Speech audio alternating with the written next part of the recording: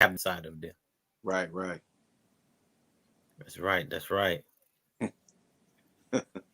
Con, uh, con. So, Well, we was having some difficulties. We still, this thing is praise to the Most Yeah, I High. just Man. saw that. Yeah, yeah, it just It started, but it didn't.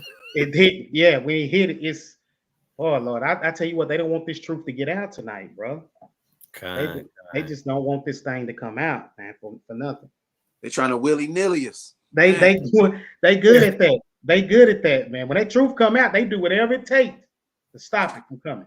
Right. Hey, it's like it's catching like different words or whatnot, and it's like, Yeah. this is what that's gonna be about. Ooh, Let's throw a wrench in a plan. yeah. Yeah. Try to get us discomfort and everything, man. Try to get us all Mhm. worried where we ain't gonna be focused. You can't do that to the prophets, man.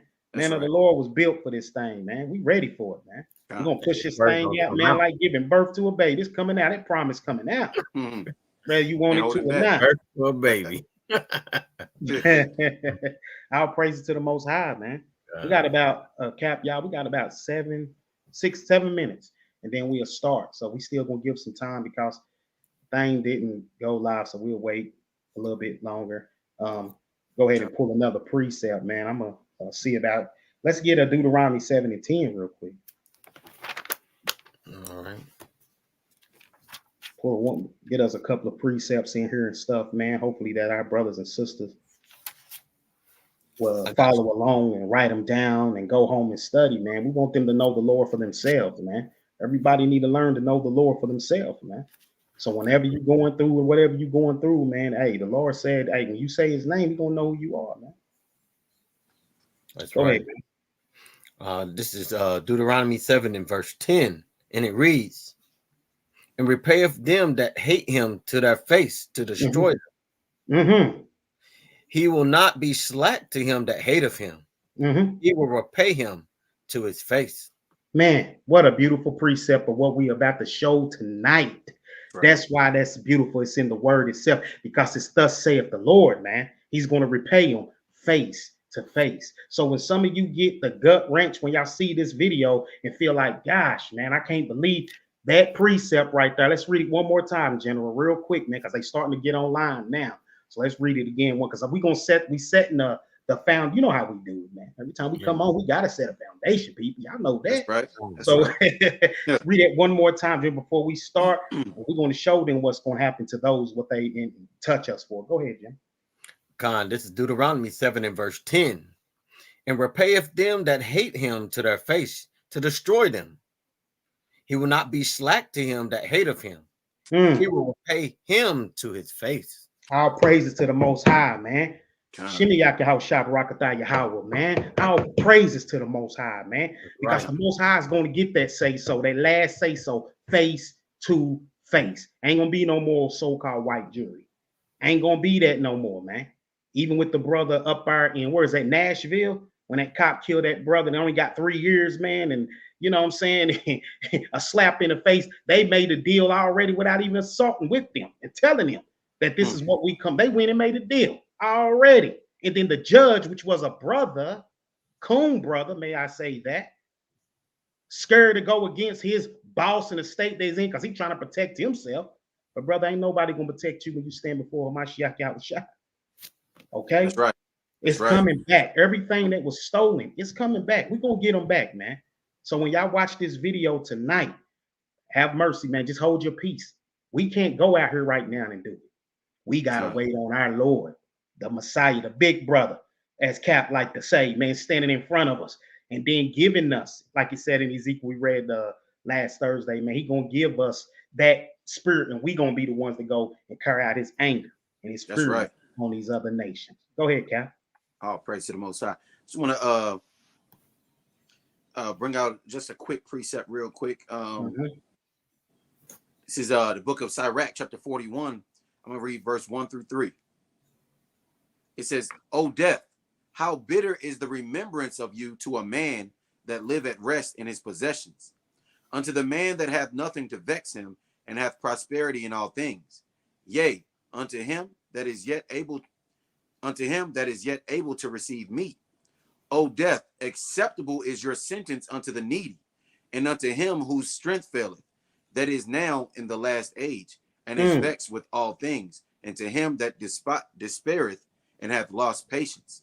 So it's okay, you know what I mean, when we go through life, you know what I mean, living life the way we're supposed to, and we die. It's not a bad sentence to die.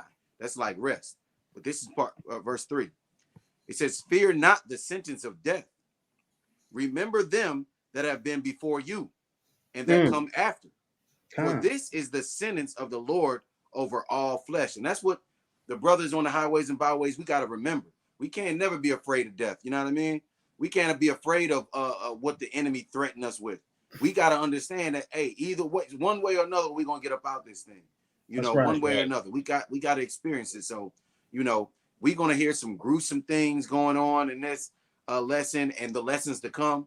But we got to remember, we all going to go out one way or another, man. That's right. Let's not be afraid of death. They have no weapon, you know what I mean, no weapon against us. When we're not afraid of them, they can't use that against us. We're not afraid of death. That's know? right. That's right. That's right. Khan. Shalom. Hey, Cap. Shalom, shalom. Hey, that's the spirit. That spirit be moving today. You know what? I had that precept 41, but I had it 5 to 13 with you, Cap. But good precept. Breakdown, man, because that's definitely the spirit by the Most High, man. Right? And that's what people need to realize at that precept he just brought out. We all gonna get taken out and everything, man. You know, we all got, because he tells us in Ecclesiastes 3 that it's a time to live and there's a time to die. There's a time to hate. There's a time for everything, born and dying. Right? That is right. But don't make no mistake about it. The cruelty that has been done to God's people tonight, y'all gonna learn. Not even the dogs should move their tongue against God's chosen people. We're gonna bring that thing out tonight. So y'all sit back, get your popcorn, everything, man. Pay attention to the video, man, and write these precepts that these kings are spitting out, man. Right? Because when you happen to go through trouble in your life, you might have to rely on these precepts to get you through whatever it may be that you're going through. So when the kings stop the video and say, hey, I want this precept, write it down. This is how you learn. This is a class. This is a lesson. So get your food. Get your food. Cap, you got something, General? Y'all got something? And I started when y'all say y'all ready. I'm good to go. Hey, I'm good over here, Chief. All right.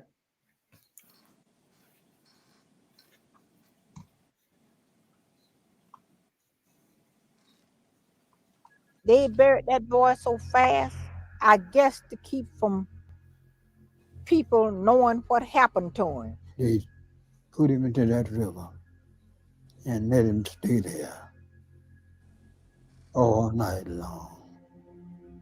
On January 2nd, 1944, 15-year-old Willie Howard experienced a sudden and heart-wrenching moment when 3 white men forcefully entered the house armed with guns and other weapons. It was really shocking for Lula Howard, his mother, who was alone at home and frightened about what was happening. She begged with all her heart to save her son, but the men heartlessly took Willie from their home. Even more shocking is that they took his dad, James, and brought them to the Suwannee River, in a moment that painfully revealed the depths of his father's helplessness. When Willie looked at him, who was crying and couldn't help but witness his son jumping into the river.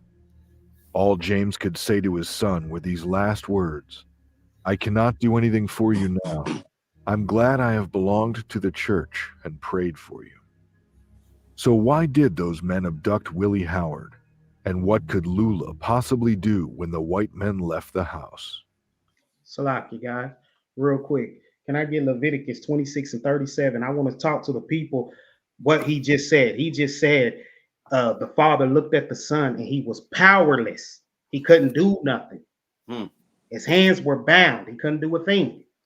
Why is that? Let's find out according to thus saith the Lord. Let's see if that's in the word itself, man, so it give us a better understanding why that brother could not even budge to help his own son. This is Leviticus 26 and 37. And they shall fall one another, as it were before a sword, when none pursueth, and yet shall have no power to stand before your enemies. And what? Say that one more time, Jenna. And yet shall have no power to stand before your enemies. That's exactly what the father said to his son. I have no power. I cannot help you. Man, He had to watch his son be killed, powerless, as it says right here in the word. Was that some more on that too, Jenna? Was that it? Oh, that's basically it. Unless you That's it. wanted to go. Okay, that's Yeah, it right that'll there. be it. Right there. Remember that Leviticus 26 and 37. All right, let's get back into it. Salaki, okay. Go What's ahead. that Go one? ahead. That one in Deuteronomy, where 28. they'll same thing. They'll take your kids. Oh yeah, Okay. 28 and Yeah, what? that's 28 and 32. 30, yeah. Go ahead, bring it out. God, This, go ahead. Okay. this is the book of Deuteronomy, chapter 28, and verse number 32. Thy sons and thy daughters shall be given unto another people, and thy eyes shall look and fail with longing for them all the day long, and there shall be no might in thy hands. And There I it know is that again. one, and that's where we were sold. We were taken from our own parents and sold to Nebraska and sold to these different parts, and we'd never see our kids again. And it kind of blends in with that because there was no might in our hands back then. Now we in the Jim Crow era of this video, and there was no might in our hands still. We still couldn't do nothing. They say we were free, and all of this type of stuff, but we still didn't have no might in our hands. That's right. Same thing as another precept. Two witnesses already. When it says it double time, it means something. Because they took the kid. They actually took the kid out. They're gonna say it, but they actually took the kid from his mother. Sure did. He wasn't given, but he was taken from his mother, and there was no might in their hands or the father's hands. Right. That's a crazy feeling, I'm sure. I mean, thank the Most High I haven't experienced that, but my goodness. I'm telling you, it's hard. It's a hard one tonight. Shalom. Shalom, daughter Sarah. Shalom, the chat. Yeah, shalom. Keep it coming. All right. Thanks. It's a hard one to swallow tonight. You got a couple more. You want me to go ahead and start? No, you got it, King. Go ahead. It all started in Suwannee County, Florida, back in 1858, when the people there, with a population of 44,485, decided to make it official and called it a Charter Day on December 21, 1858. Later, they set up Live Oak in 1863, naming it after those giant oak trees, giving travelers some cool shade. This place eventually became the county's main hub. Tucked away in the soil-rich panhandle, it was part of the Florida Black Belt, where farming was the real deal, cotton was the star, and lots of African-American farm workers were in demand. One such ordinary African-American man, Willie Howard, ended up caught in the crossfire of some seriously messed up racism. But who was Willie, and what went down with him? To figure that out, we need to dig into the nitty-gritty details of the events from the very start. When Willie James Howard, a 15-year-old boy, was born on July 13, 1928, down in Suwannee County, Florida, he was the only son of James and Lula Howard, and they loved him the most. When Willie was little, he was a super smart, cheerful, and talented guy. He was a sophomore in Florida high school, and his friends knew him as the boy with some serious singing skills. Willie was the really happy, likable, and talented kid that anyone wants as a friend. He was all about staying clean, looking sharp, and being well-dressed. The boy was defined for his politeness. He showed respect to everyone, from his pals to the older folks. Plus, he had this heart of gold that made a bunch of girls in his community crush on him. A retired public school at the African-American school that Willie attended, La Francis Stevens, painted a picture of Willie as an extremely respectful and polite guy, a genuinely nice young man. According to her, if he spotted you approaching, he'd step aside with courtesy. Even though La Francis didn't get to teach him because she was all about teaching girls back then, she couldn't help but notice his cheerful spirit and melodic talents. Willie lived with his mother and father, and even though they both had jobs, it wasn't easy for them to buy fancy clothes and shoes for him. It also made them feel sad, as Willie loved dressing up and sometimes resorting to asking other people for clothes. Despite his parents working hard, getting those snazzy outfits for Willie was a bit of a challenge. For such a bright and widely loved boy, he and his parents lived humbly and peacefully. Now, because of his habit of dressing up and being a polite and respectful man in 1943, when he was just 15, he landed a seasonal job during the Christmas holidays. It was at Van Priest Five and Dime store in downtown Live Oak as a delivery boy, spreading holiday cheer with his deliveries. So back in the day, it was kind of a big deal for an African-American boy like Willie to score a job inside a store and do the deliveries. That spot wasn't exactly the go-to place for hiring African-American folks because of the not-so-friendly racist ideology floating around. Surprisingly, the store also had its share of Caucasian workers, and Willie was breaking the stereotype because he didn't look like the typical poor African-American person from his neighborhood or in the Deep South at the time. Now, at one point, when Willie was working at the store, he became really infatuated with a 17-year-old white girl who worked there by the name of Cynthia Goff. Willie, the quiet observer, used to watch Cynthia from afar, but never gathered the courage to talk to her. Now Willie, being his always nice self, decided to spread some holiday cheer. It was the festive season, and everyone was in a joyful mood with family and friends. So Willie took a sweet initiative and sent Christmas cards to all the female co-workers at Van Priest store, wishing them health and happiness. So after spreading the joy with Christmas cards for everyone, Willie was on cloud nine, but his happiness didn't last long. Why? Well, it turned out that one of the store employees spilled the beans that Cynthia, the girl Willie had a crush on, was actually upset about getting a card from him.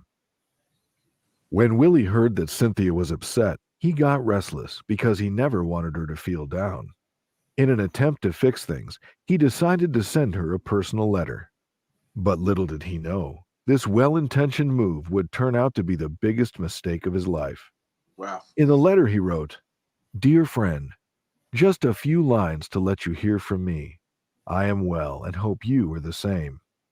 This is what I said on that Christmas card. From WJH with L. I hope you'll understand what I mean. That is what I said now. Please don't get angry with me because you can never tell what may get in somebody. I did not put it in there myself. God did. I can't help what he does, can I? I know you don't think much about our kind of people, but we don't hate you all. We want to be your friends, but you won't let us. Please don't let anybody see this. I hope I haven't made you mad. If I did, tell me about it, and I'll forget about it. I wish this was a northern state. I guess you call me fresh. Write and tell me what you think of me, good or bad. Sincerely yours, with L, from YKW, to Cynthia Goff. I love your name.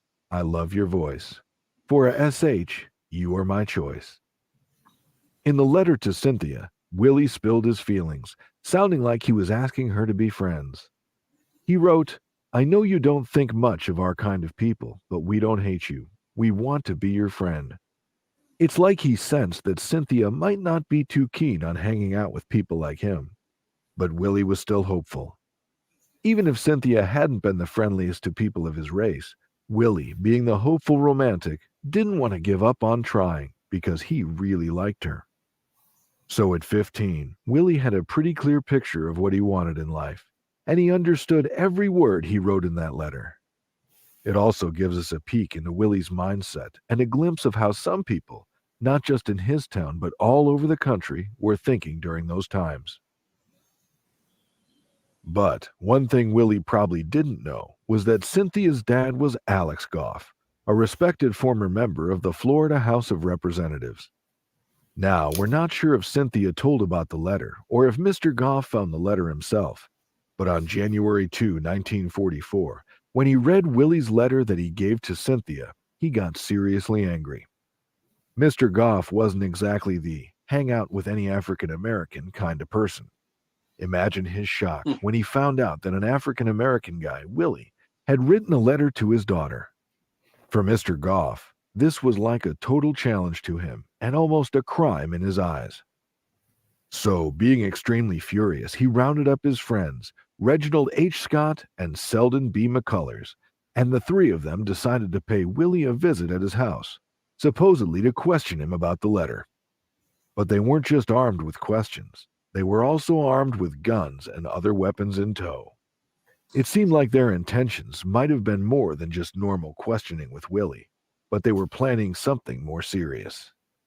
As Mr. Goff and his friends were on their way, Willie, who was still busy with his work at the dime store, got some unsettling news. A fellow employee informed him that 3 white men were heading to his house looking for him. This news got Willie seriously scared, especially since he knew his mom, Lula, was home alone, and he knew what those men could really do. So, without wasting a moment, he rushed back home to ensure his mother's safety. As soon as Willie got home, he quickly started telling his mother about the letter and everything that happened and why these men were coming to their house. But before he could finish, at around 10 a.m., those 3 men stormed into his house and started to forcefully pull him away. When Lula saw what was happening, she did everything she could to protect Willie, pleading with them to let him go. She cried, begged, and tried to reason, but Mr. Goff seemed totally consumed by anger and was unwilling to listen to anything. That's when things took a terrifying turn when Mr. Goff pulled out a pistol and aimed it at Lula's head. He demanded that she hand over Willie to them. Being terrified and caught in an impossible situation, Lula reluctantly let the men take Willie away. As the cars drove off with her son, Lula ran after them, crying and screaming for them to let him go. But they didn't stop. Now, after seeing no other way desperately, she rushed to the lumberyard where her husband James worked, in hopes to share the dreadful news of Willie's abduction. However, fate had different plans.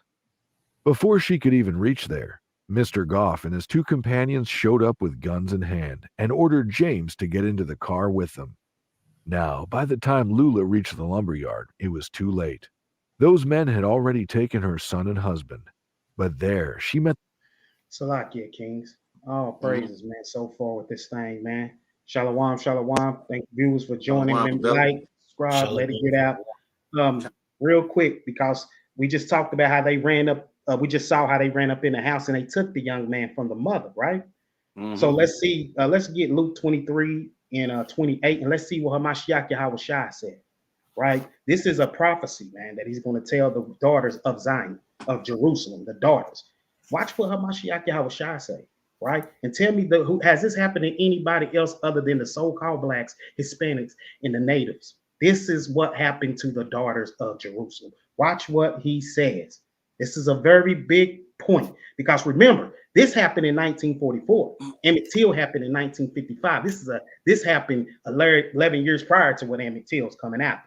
Right? It's showing you what these type of people, we're going to address it today. See what Hamashiach Yahushua said. Right? This is Luke 23 and verse 28. But Yahushua, turning unto them, said, Daughters of Jerusalem, weep not for me, but weep for yourselves and for your children. You see that? That's our Lord Hamashiach Yahushua said, don't weep for me, weep for your children. Yeah. He saw this. He's telling them, prepare your hearts for what's coming. Weep for your children. He saw them doing this, man. To this young kid. Remember, he's only 15. And did he really deserve what he got for a letter? Shalom, shalom. Shalom, brother. Shalom. Shalom. Young man, 15 years old, they show up with guns. Not only did they take him, but went to his father's job and got him as well. Made him come and be a witness of them killing his son. How much cruel can you get on that? Tonight, there's going to be some great precepts that come out that line up with this thing. Please, go ahead. You got one, General? Yeah, I have one. It's just showing you that this all was part of the curses. Deuteronomy 28 and 50. And it reads, a nation of fierce countenance which shall not regard the persons of the old, nor show favor to the young. And that's exactly what happened. They didn't care. They didn't care that he was a little boy. They just came and yanked him up. And then took his parents. Took his daddy, took his strength, his power. Right. And the head took him. Hey, you're gonna watch this, and there's nothing you can do because you're powerless. That's right. But it gets even more cynical. How you gonna see how they go to these sheriffs? The sheriff gonna be involved. What that sound like? Sound like what's happening today. I do believe that Solomon said, man, ain't nothing new under the sun. That's That right. which has been done again. That's right. So watch the cruelty of it. This is why a lot of our people think you can run to these cops and these sheriffs. No, you cannot. Your power is the most high. So like, I Go got ahead. I got a few precepts. I'm just gonna bring Go this ahead.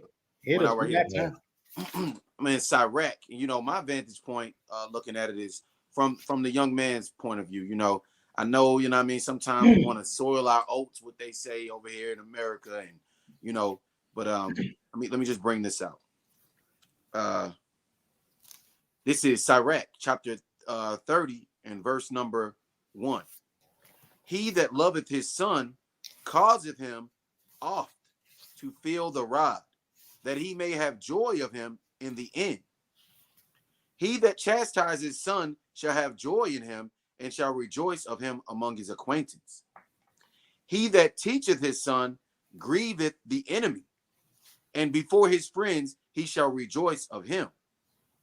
Though his father die, yet he is as though he were not dead, for he hath left one behind him that is like himself. That's just saying, you know, you got to teach your son, especially back in the day. You know what I mean? Hey. It's the same, like this is prior to Emmett Till. You know, this young brother, you know what I mean? He got an affinity for the white race. And, you know, it's the same thing as today, man. We grow up and we look at TV. And when I was young, you look at Saved by the Bell and everybody want Kelly Kapowski. Yeah. And you know what I mean? And they make her the highlight, even though the black girl looked way better than her. You know what I mean? Or, you know, maybe Full House or whatever these little shows, you know what I mean? They brainwash us with their women, you know. They brainwash us with their women and then you know, make them glorified, you know, and it's just sick, man. You know what I mean? We'll go past a beautiful sister, you know what I mean, just to jump on one of them. There was like what is that? Don't Be a Menace. Yeah. Dude said, excuse me, my brother. Excuse me, sister. Yeah, what did he say? Excuse me, my He said, I gotta get to my milk of magnesia. My milk of magnesia. Damn. The devil made you, he broke the moon. Come on. You know, man. You know what I mean? And that's how we are. Brothers being you know what I mean, all in public with these big sloppy, crazy looking, you know what I mean, devils, you know. That's you know, and if the brother got a couple of dollars, you know, he automatically, they like a magnet to him, you know what I mean? Right. They just watching him his demise. But my point is you know, I wish the father would have instilled it in his son to let him know that ain't the route you going. That ain't what we do here. That's you know, right. Because we see the outcome. I mean, he just wrote a note. Yeah, you know a note. note. Like he fondled her or nothing. Like he wrote a note, showed her that he liked her, thinking that everything. You know what I mean? This prior to Martin Luther King and everything, and it got him killed. Right. You know, it got him separated from life. You know, one more to go with this one, please. What is it? 13. I got one after you. Good. Matter of fact, go ahead and get yours, King. I got one more. All right, I got Sirach 13 and verse 16. Bring it out. This is Sirach 13 and 16. It says, all flesh consorteth according to kind, and a man will cleave to his like. That's right. I had that same one. I had 13. Did you? I was gonna do That's the the spirit, man. See, I got you this time, Cap. You sure did. Got him back. Hey, the spirit. He didn't no respect to a person, huh? Right. Because if our people would had this knowledge and this wisdom that was right here, that was in this book, right, they would be fine. This wouldn't even been a thing. He would have been like, you know what? I might think she's cute, but you know what? Hey, that's gonna get me in trouble. Right. Because they gonna stick to their kind, and I should stick to my kind. Right. We know the penalty. Brother trying to go around and you know what I mean, sneak and do stuff, you know what I mean? Oh, what's that precept? Dang, I don't even know.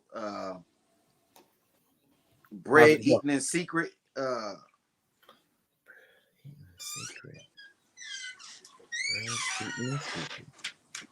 I'm not familiar with that one. Let me get it. Here you go. I think I got it. Proverbs 9:17. It says, stolen waters. This is Proverbs 9:17. Stolen waters are sweet, and bread eaten in secret is pleasant.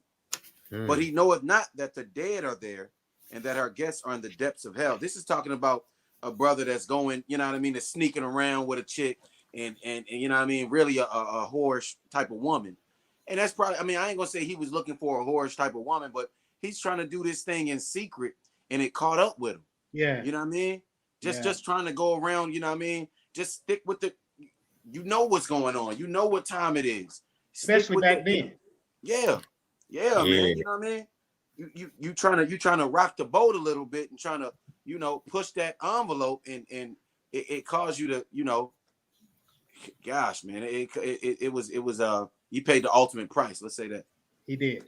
Yeah. That's right. Yeah, because he thought he had something going on. He's like, man, ain't nobody else got this going on. You know, Yeah. I'm trying to get something going on over here. I know it's forbidden, but you know, I just gotta let her know. Damn. I just got this job. You know what I mean? I'm one of the good ones. You know what I mean? I got some nice gear. I got some nice. He said his mama and them try to get him nice clothes. You know what I mean? But he would go and ask people, hey, can I, you know, so he going, you know, he probably was, and that was their only kid. So, you know, they loved him, you know, and let him do a little bit, but he probably was feeling himself a little bit. And I ain't putting all the blame on the brother. I think he just, you know, kind of got out of, you know, kind of got ahead of himself a little bit. Yeah. Yeah. Hey, when you're young, you don't have all the wisdom and the knowledge you need to navigate through life. That's what happened to this. That's what happened to this young man. He didn't have that wisdom. I would like to think that somebody told him that, like, hey, you shouldn't be messing with these people. I would think that somebody would, you know. But, yeah, hey, I don't know when we was young, man. It's like you King. No, I'm through. I was just saying he probably like he thought he was different. Yeah. Oh, I'm working with these white people, you know, we cool now. Normally when somebody understand that you about to do something wrong, it's an old head that tell you, man, nah, you don't need to do that, man. That's gonna get you this or that, you know, that's gonna, you know, so normally that would happen. And I wish I'm not saying that's not what his daddy did. His daddy might have, you know, broke it all down to him, and he still might have been like, I'm doing it anyway. Because he knew that it wasn't wrong. Don't tell nobody that I wrote the letter to you, you know, or I gave you the Valentine. Was it a Valentine's gift or something like that? It said it was like some holiday. Yeah. I think it was like he wrote a Christmas. It was a Christmas card, and then he had a follow up on it. Yeah. Oh, so and that right there, you know what I mean? Not following the law right there. Man, just, you know what I mean, automatically right there, just caught up in there. You know what this world does, not in the law, not knowing that we don't have nothing to do with their Christmas and their holidays. We don't have anything to do with that.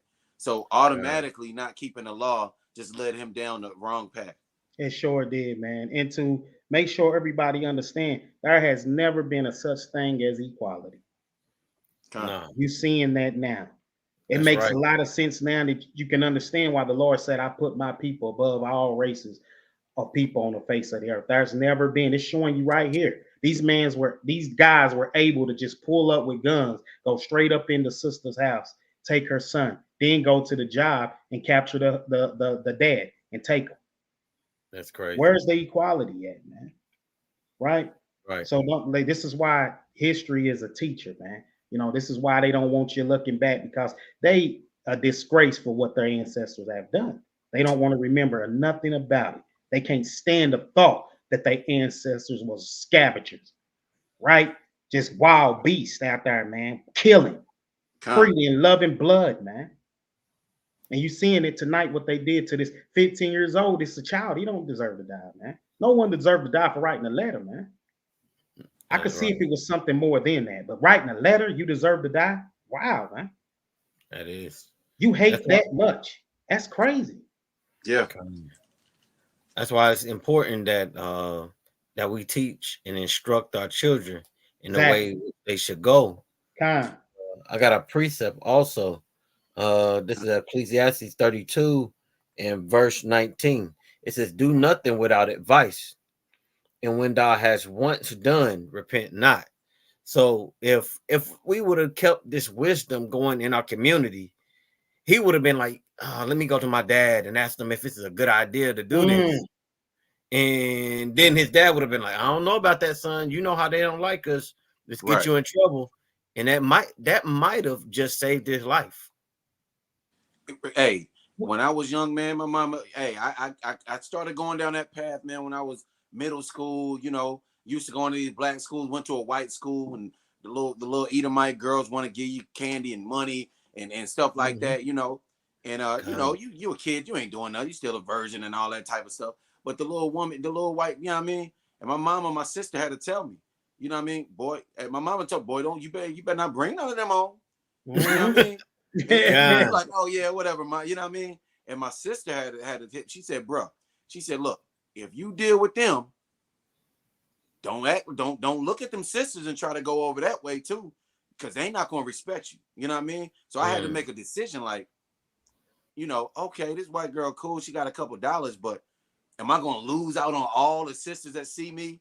You know what I mean? With this white girl, you know what I mean? So yeah, you gotta make a decision, you know, and thank the Most High for that, you know. It had to be a woman to teach me that, to show me that, you know.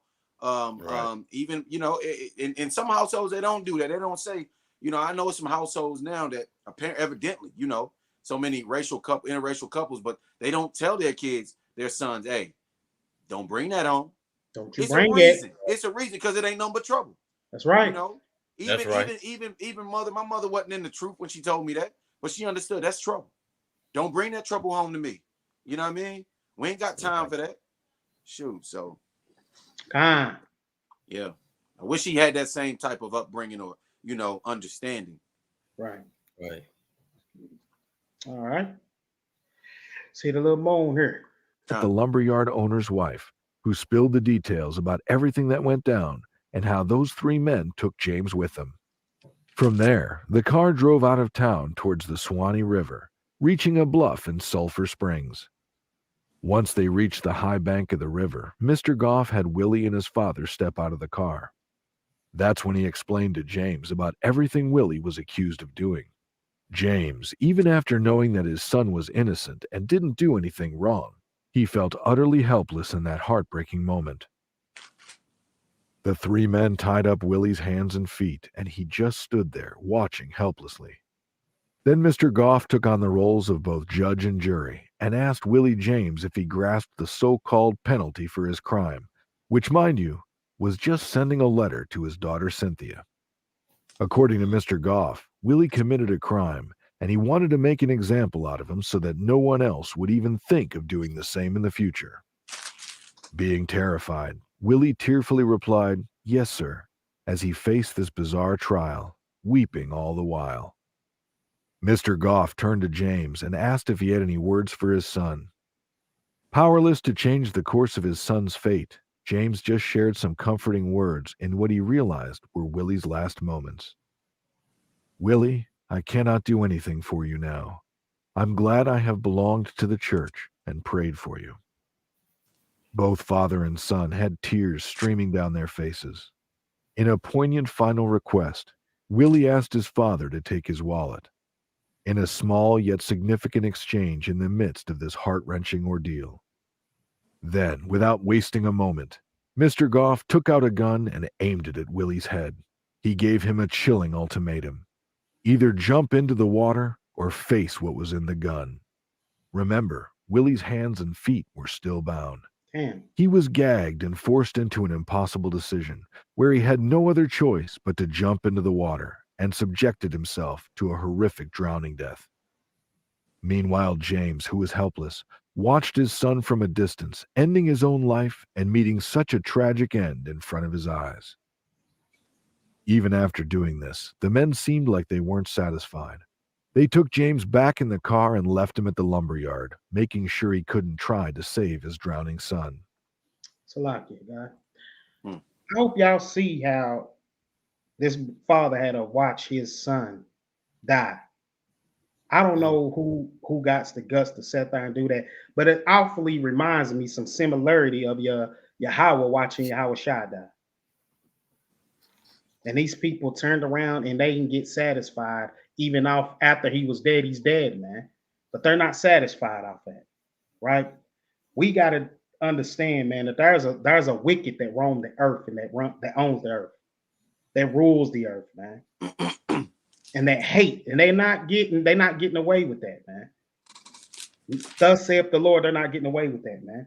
We're gonna pull a couple of precepts on that real quick, man. It's Psalms 11:5, Psalms 101:3, and Psalms 105:25. We're gonna show the viewers and stuff, man, what thus saith the Lord, man. We're gonna pull these precepts out and show these people hatred, man. How do you have the guts, the audacity to do that to a child? I can't fathom tying up a kid, gagging them, and throwing them in and watch. That's suffering, man. To throw that child in there like trash. Man. Gosh, tied up. My goodness. And one thing, listen to the author or the guy that's narrating this thing. He's calling the girl's father Mr. whatever, but he'll call the boy, the Israelite brother, him and his daddy, he'll call them by their first name. They just whatever. Yeah. You know what That's I mean? a good catch. That's a good catch. Yeah, because they still really just think of us as nothing. Even the narrator, he like, yeah, this was messed up, but you know, get over it. He knew better. You know what I mean? That type of stuff. No honor given. That's right. Kind. Yeah. You wanted Psalms 111, not 111, but 11:5. 11:5, 10. Yeah. Get that one, then we'll get. I got two more, man, which will be Psalms 101:3 and 105:25. I got 101:3 and 105. Okay. Let's pull that show the viewers, man. This is Psalms 11:5. The Lord triumphs the righteous, but the wicked in him that loveth violence, his soul hateth. The Lord hate these people, man. I know that's hard for people to understand and believe, but the Most High hate these people, man. Mm-hmm. He can't tell you nothing else. I mean, every time you see brothers on the block, the first thing people come up and say is, "Can a white man be saved?" They'll never come and say, "Can a China man?" Nope. They always say, "Can a white man?" I ain't never heard that, actually. I have never heard that. That's the first question. I've never heard that. Me either. Hey, that's that Stockholm syndrome, really. That's kind. It really is. You done fell in love, like you done love the person that put you through the most pain. That's right. That's right. Psalm 101, verse number 3. I will set no wicked thing before mine eyes. I hate the work of them that turn aside. It shall not cleave to me. You see that?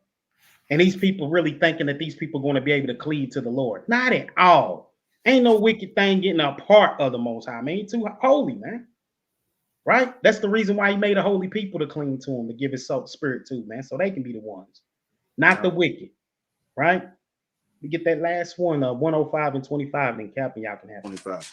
I got the book. This is the book of Psalms, chapter 105, and verse number 25. He turned their heart to hate his people, to deal subtly with his servants. You see that? These people hate us, man. To hate his people. It was that young boy when he wrote that letter. He said, our kind of people, we want to be your friend. We're kind. We want to be your. No. The Lord said, these descendants right here, these people, this nation that I've created, they're going to hate you. That's their whole job. That's their whole purpose. Is to hate you. That's why you saw that hate just from a letter. And he killed a young brother, 15 years old. Right. Precept. I got Psalm 97 in verse number 10. It says, ye that love the Lord hate evil. He preserved the souls of his saints. He delivered them out of the hand of the wicked. The Lord told us to hate evil. If you love the Lord, you got to hate evil. Come on. You know what I mean? And says he preserves the souls of his saints out of the hands of the wicked one. You know, there are wicked folks around here. The That's wicked right. do evil. The Lord is telling us to hate. You know what I mean? He's telling us to hate. People don't even know we on the corners and stuff. They don't know that the Lord hates. That's right. That's They don't right. understand that. What is that? Psalm 137. Mm. The Lord hates, and not only that, but He hates a particular people. The He Lord is telling us does. to hate the evil. Come on. He does, man. Kind of It's a sloppy. damn shame we still trying to cling to these people, man. They hate us. Even that 15-year-old kid knew it. That's why he said what he said in that letter. We ain't did nothing to hurt you. We love you. Man, y'all were created to hate us. You can't love somebody that was created to hate you. You We just don't can't. hate you. We don't hate y'all. We love you. We just want to be okay, man. Shit. What? Simp Man, yourself out, man. Goodness. This is that's why. Psalm 139 and 21. Bring it out. Do not I hate them, O Lord, that hate you? And am I not grieved with those that rise up against you? I hate them with perfect hatred. I count them my enemies. Search me, O Yahweh, and know my heart. Try me and know my thoughts, and see if there be any wicked way in me, and lead me in the way of everlasting. Even David said, man, I hate them that hate you. That's He right. hates those that hate the Most High. And we're commanded to hate. You know, hate wicked. Come on. That's kind. That's just the truth, man. The way that we've been taught is to love them no matter what. As they keep killing us, still love them. We have not yet been able to see a change the way that they say that we're gonna see a change yet. Y'all know America on its downfall. It's about to be destroyed by the wrath and the anger of the Most High, man. That's right. So get ready. That's why we can't come together. That's why you see these Palestinians in these cities trying to protest and tell us, come and protest with us. That ain't our fight. That's yours. We got nothing to do with that. Right? You got something, General? Let me finish it off a little bit. Oh no, I was just saying, like it's we have no concern. We have no concern with that. We have no concern, no concerns but to gather our people, gather the righteous, and like yes, and let the Most High deal with the rest. That's right. Kind. All praises, man. Right.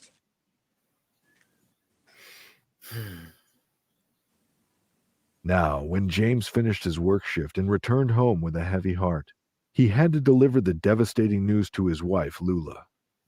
James sadly informed her that Willie wouldn't be coming home again. Even though Lula was somewhat prepared for the news, since she knew what the men had intended. But hearing it from James, she couldn't hold back her tears. It was a heartbreaking moment for the family. Now, if you think that's the end of the story, then hold on tight, because the story doesn't stop there. The white men went back to the Suwannee River, retrieved Willie's body, and buried him. But they weren't done. They crafted their own version of events, and here's where it gets really interesting. Mr. Goff, being a representative with some serious power, headed straight to Tom Henry, the sheriff of Suwannee County in 1944. There, the three men gave Sheriff Tom a written statement in which they shared their side of the story. According to them, they picked up Willie James from his house and brought him to his father James with the intention of having his father whip him over the letter. Further, they claimed that upon reaching the river, Willie actually resisted his father's attempt to discipline him. According to them, in his struggle to break free, Willie accidentally fell into the river and drowned himself. They insisted that they tried hard to rescue him, while his father supposedly stood by, doing nothing. So, guys, can we go ahead and get Psalms 58 and 3 and verse 10 after that? Let's go ahead and pull it out, man, and show them what the Lord says, man. These damn devils sat there and just went to the sheriff and lied and said he willfully trying to break, basically jumped in there and killed his own self. They've been doing this stuff since day one, man. Right? And our people got to understand the Lord knew about this, man. That's why he gave us that word, man. That's why he gave it to us, man. He showed his secrets unto us. He ain't giving them to nobody else, man. That's right. Right. This is Psalms 58 and verse 3. The wicked are estranged from the womb. They go astray as soon as they be born, speaking lies. There ain't no good in these people, man. That's why they knew to go back with a written statement. They knew they could just lie and their sheriff will believe it and sign off on it and go along with it. Right? Verse. Right. Oh, you got 10, Ken? All right. Verse number 10. Oh, you got. Yeah. 58 and 10.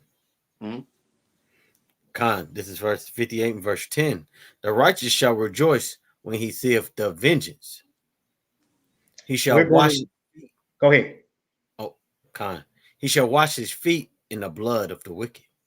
We are going to rejoice, and the time is going to be flipped, and we're going to wash our feet in your blood. Mm-hmm. Since you love blood so much, man, for what you've done to the chosen children of the Lord, man. That's right. What you did to this young brother, man, don't think 1 minute. See, this is why they can't handle this, Captain General. People can't handle this type of truth. They can't handle hearing that he's coming back for war. They going crazy saying, how can he's a loving God? He loves. What are y'all doing teaching that he's coming back for war? Mm-hmm. Exactly what he's going to do. That's exactly what he's going to do. You had something, General? I got a precept here. The 2 Thessalonians 1 and verse 6. Seeing that it is a righteous thing with God to recompense tribulation to them that trouble you. That's just right. letting you know, hey, the Most High gonna get his payback. As you touch the apple of his eye, so shall he touch you. That's right. That's right. It's a beautiful precept.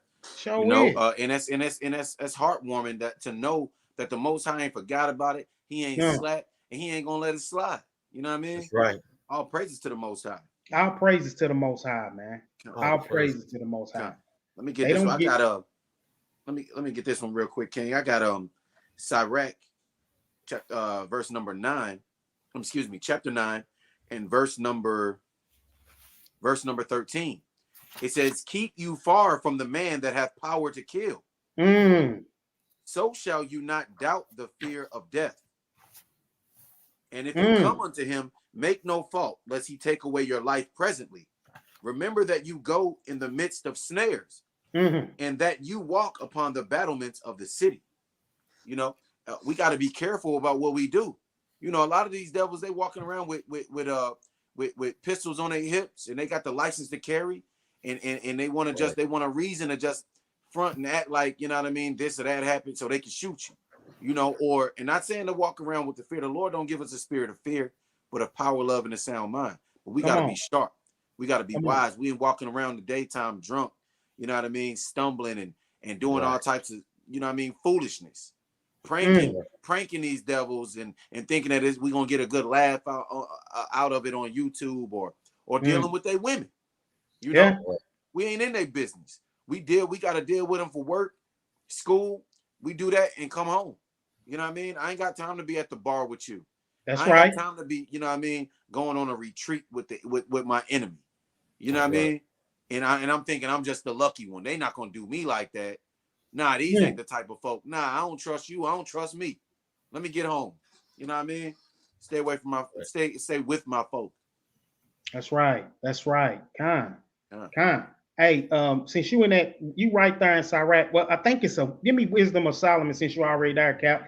12 and 11, and I think it's 13 and 8, because it's very important that our people understand they're not getting a pardon for what they done. It's in the book. See, in order for you to love the Most High, man, you got to believe everything in this book, man, and live and walk by it. People get mad at the prophets and everything, man, because we walk by it. We live it, right?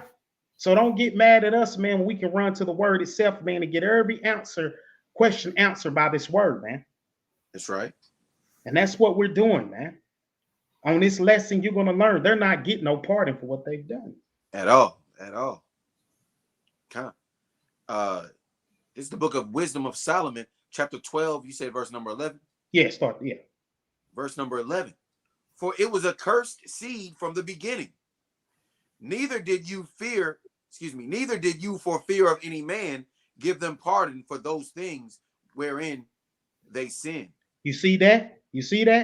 They've been cursed from the beginning. Remember what Christ Hamashiach Yahushua said to the Pharisees and stuff, man. You are your father, the devil. He was a murderer from the beginning. They that seed, right? They're not going to get pardoned for this, man. This is a beautiful thing about the Most High, man, allowing us to get vengeance through this, man. He has not forgotten, man. These guys ain't going to trample over us, man, and do all the atrocities they done put us through and not get paid for. All they got to do is turn around now and tell you we sorry. Now let's start building now. Right. Did you want another one on that one? Yeah, 13 and 8 for me. Kind of the book of Sirach, chapter 30. You got it, King? Wisdom of Solomon 13 and 8. Yeah. It's Wisdom of Solomon, chapter 13, verse 8. Albeit neither are they to be pardoned. It's not going to happen. That they can forget it. They need to quit trying, as well as after our battle on the corner piece. But y'all not getting no salvation, man. You're not getting forgiveness for what you've done. It's not going to happen. There's nowhere in the book can you find it that Esau can repent for what he has done. Think about this, man. We got sons. We got daughters. How about you like them to come up in there with 3 guns, man, and remove your child and ain't nothing you can do about it, and bring you to the site and have you watch, be your own witness to your own son's death. Right. Think about that, Israel. That's crazy. These men wasn't thinking about no repercussions or anything. Then they went and they lied. Hey, guess what? He voluntarily did that, man. And guess what the sheriff and them said? Oh, sounds good to me. Now you understanding, Israel, you get an idea of that true government coming, right? When that true government come, but it ain't gonna be none of that. We're gonna make sure, man, we get even with them by the spirit of the Most High. You got something else, General Cap? Y'all want me to try to finish it off? Yeah, let's finish it off. Unless General got something. It was a strategic move on their part, telling their version of events in advance because they knew that the sheriff would believe them more than the Howard family. It was done to secure their innocence and avoid being suspected of Willie's death. But the question was, even if Sheriff Tom decided to buy into the story that Willie drowned himself, why didn't he slap them with a kidnapping charge? Even though they themselves had straight up admitted that they grabbed the boy from his house. Even back in Suwannee County in 1944, it was against the law to forcibly take a child from his mother. Yet, the white community seemed to swallow the story hook, line, and sinker. In their eyes, the African-American boy's demise was just a tragic accident.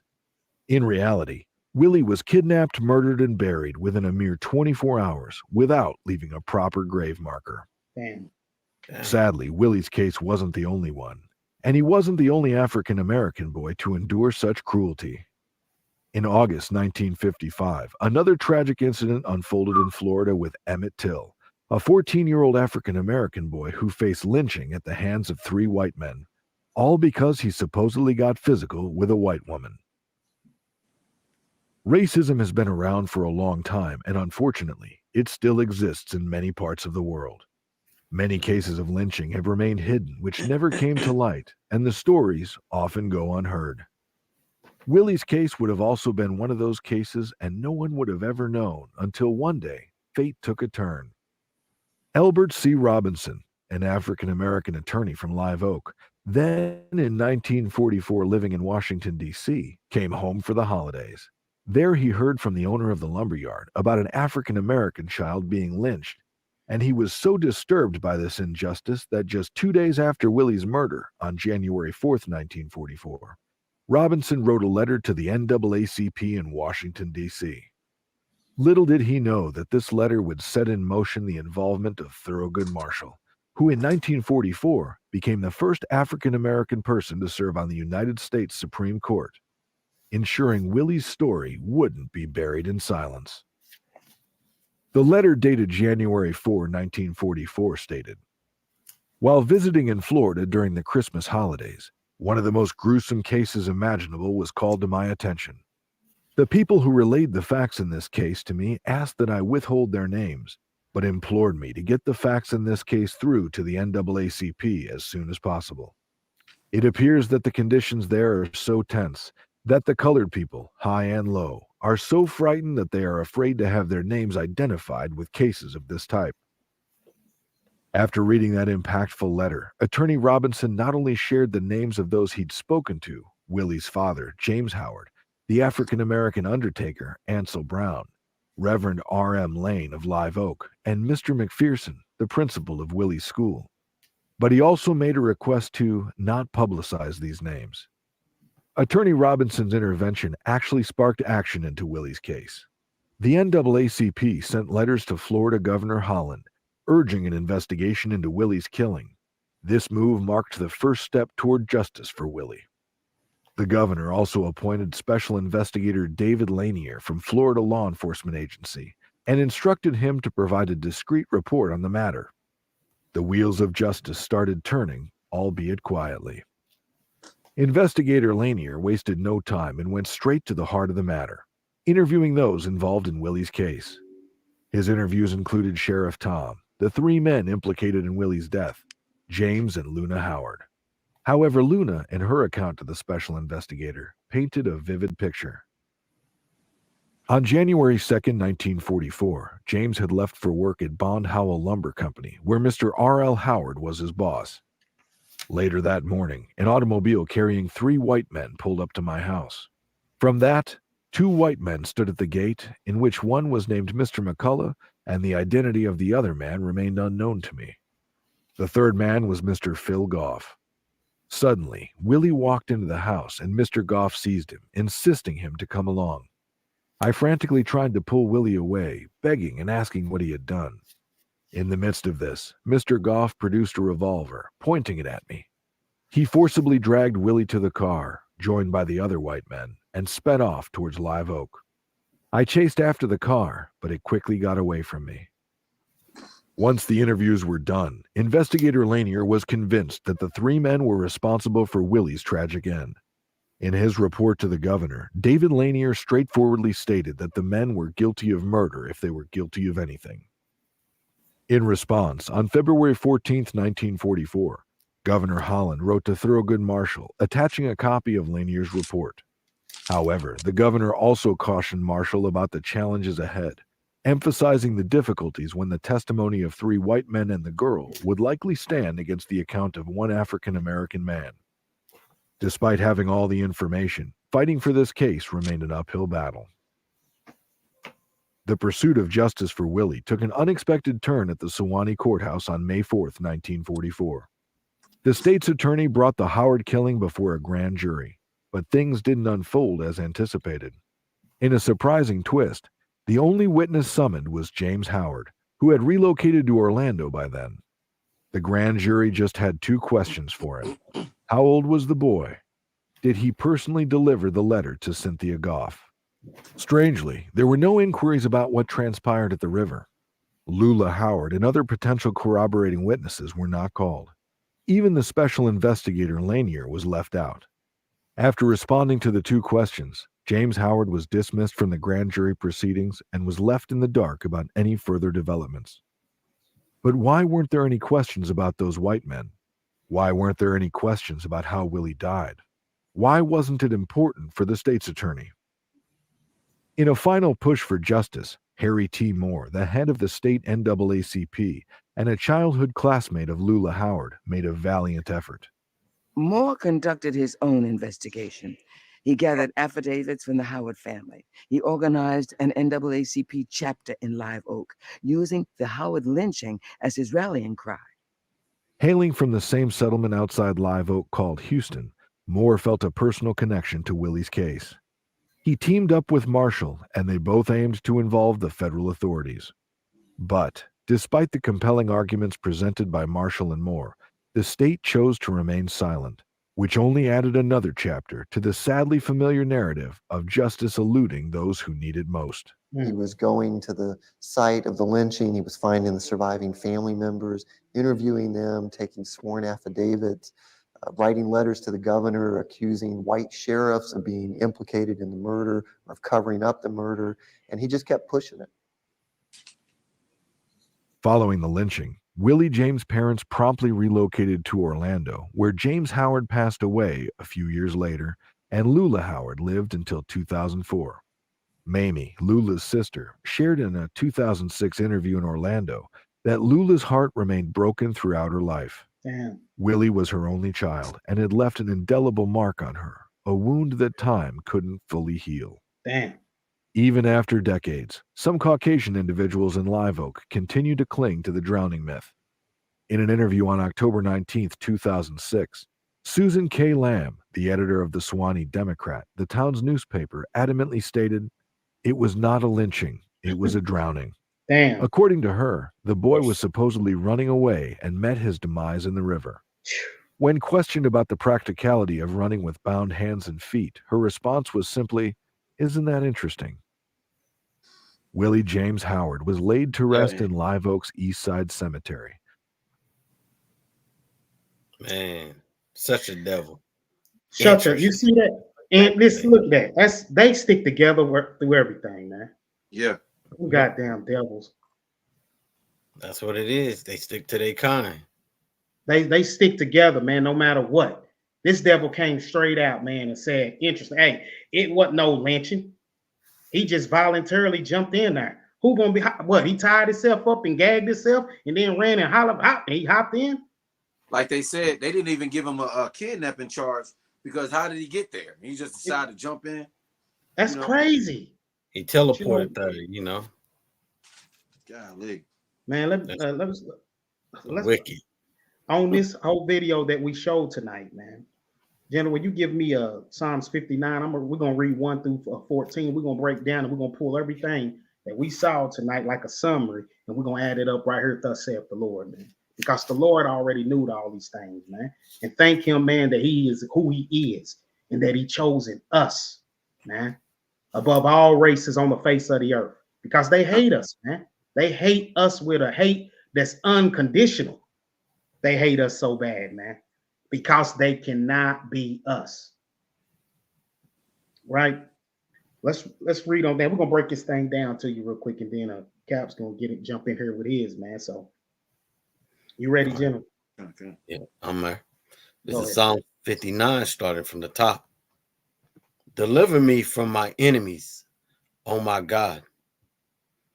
Defend me from them that rise up against me. This is what we understand what Luke 1:68 is saying with Zechariah saying, hey, save us from our enemies, man. We have enemies. We don't have friends like the other nations. Our only friends, our only people are us of the nation of Israel. Your so-called blacks, Hispanics, and Native Indians, man. We are the true friends, family, neighbors. Nobody else. Nobody else. So don't cling to these people. We need to be saved. We asking the Most High to defend us, right? Go ahead, Jenny. Verse 2, deliver me from the workers of iniquity and save me from bloody men. Are they not the bloody man on earth? Do they not love blood? That's right. They love blood so much they got to see it. They got to have it. That's why they like their meat bloody. They love blood. They got to have it. Go ahead, Jenny. For lo, they lie in wait for my soul. The mighty are gathered against me. Not for my transgression, nor for my sin, O Lord. So they didn't gather because he broke the laws of the Most High or anything. They just gathered together, mighty, and said, hey, man, look, the father, like he done said something to my daughter. Let's go get him. This is secretly. They talking behind closed doors. We're going to go get this. The brother didn't transgress the law or anything. He out there just wrote a letter. They're not punishing him for the breaking the law. They like, man, let's go get this dude, man. He don't know what's coming, but hey, we're going to go get him. Go ahead, Jim. They run and prepare themselves without my fault. Awake to help me, and behold. Thou therefore, O Lord God of hosts, the God of Israel, wait to visit all the heathen. Be not merciful to any wicked transgressors. Salah. Lord, don't be merciful. Don't be merciful. Get those who get them. Don't be merciful to them, because the Lord only has mercy for Israel. That's you. Be thankful that he shows us mercy to us, because damn, we should be like them. Tell you the truth, he should wipe us out for what we done did. Right.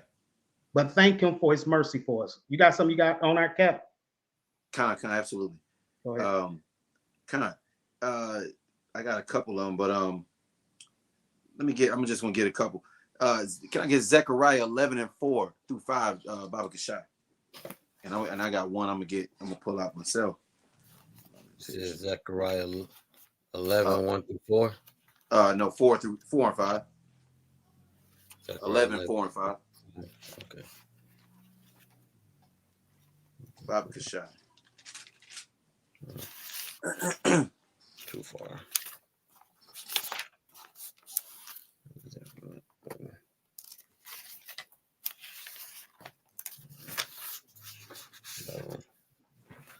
Khan, this is Zechariah 11, 4 and verse 5.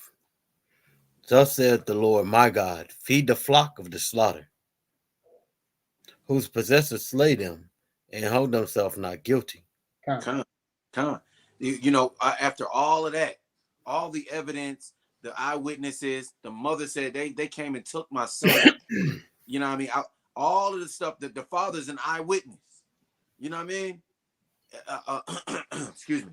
You even got people that was at the store that seen them that tipped them off and said, "Hey, they going to your house, man." You know what I mean? After all of that, they asked the daddy one question, 2 questions, or whatever it was, and then that was it. Yeah, dismissed them. That was it. Man, Damn. feed the flock of my slaughter, whose possessors slay them, because they do possess us. They own us. We're here in their hands. You know, here in America, he said, whose possessors slay them and hold themselves not guilty. Not guilty.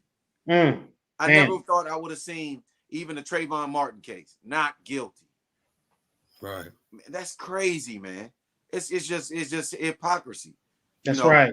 That's right. They pervert judgment. I was going to bring out a scripture on that one too, but I'm gonna go to Lamentation 4 and verse number 17 and 9 through 19.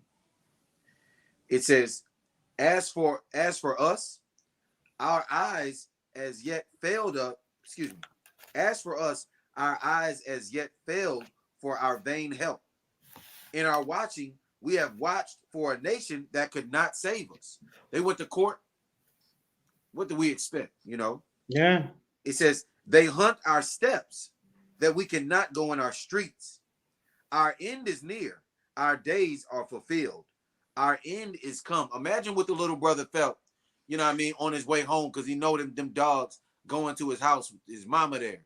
Imagine how he was feeling. His whole heart probably sunk in, you know what I mean? He racing home to get, and then they come and get him. He was trying to tell his mama what happened, and then they pull up. Imagine how he felt, man. Imagine how his mama felt. Yeah. Oh my gosh. That's terrible.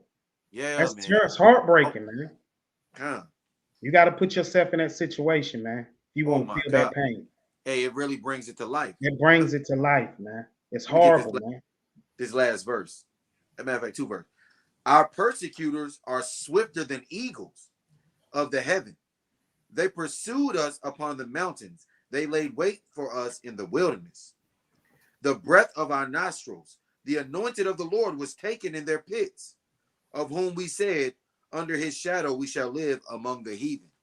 You know, so we're his daddy talking about he prayed for him and he's glad that he went to church and everything, and he's thinking he's doing the right thing. And man, we were just serving out a sentence. That's right. You know, from all the iniquity and wickedness and things that we did contrary to the Lord and our forefathers, you know, we having to pay for it. That's right. That's terrible, man, that the young brother had to fall victim like that, man. Right. And keep in mind, the mom and the dad didn't see justice at all. They died. Just like Emmett Till mother died before she saw it. We get no justice here in their kingdom. So what makes you think they're gonna get it in ours? Right. Right. That's not gonna happen, Israel. What we got to do is wake back up to the true power that was given to us from day one by the Most High, man, when he chose us as his chosen nation of people, man. We got to take our rulership back, our kingdom back, and be the kings on this earth, right? because that's the only way this earth is going to run right, man, is when you got the true governors in place, man. I think that the people need to really understand how the most. They ain't even like when Joshua and all them was going out to war and everything. If you even was enough, if you was another nation or a heathen, and you turned around and was like, man, they scared of them, we should go get them. Man, the Most High would trample down on, because you ain't even supposed to speak about the nation of. Matter of fact, let's read that for encouragement for Israel tonight. Let me get that in Joshua 10, because I want to show you some. Joshua 10 and start at let's start at 1. Let's just work our way down. I want to show you something about the Most High, man. I'm going to show you something about the Most High, man. They not even supposed to raise their mouth, even get in conversation about the chosen people of the Most High, man. So we're going to break this down. I want to show you something real quick tonight before I turn this thing over to Captain A. Break. Let's read down at least a little bit. I know where I want to go with it. Let's just go down for a little bit and show the people, man, and break this thing down for them so they can get a better understanding, right?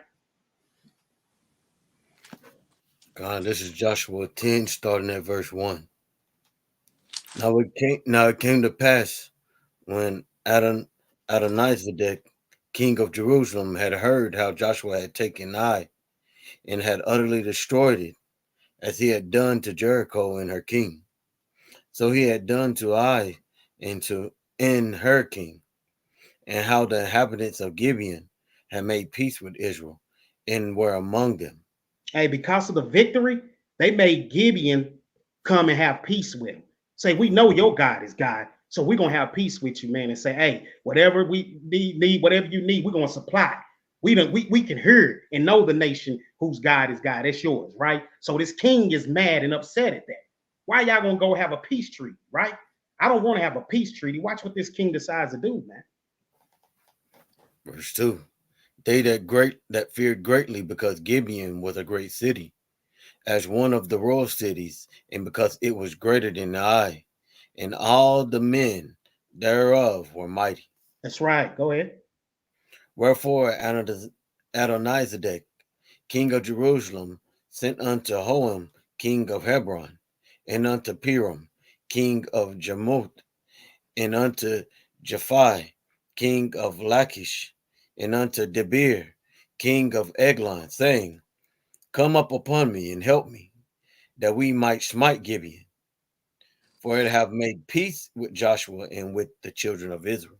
So here's a king now that's done went and told these other 5 kings.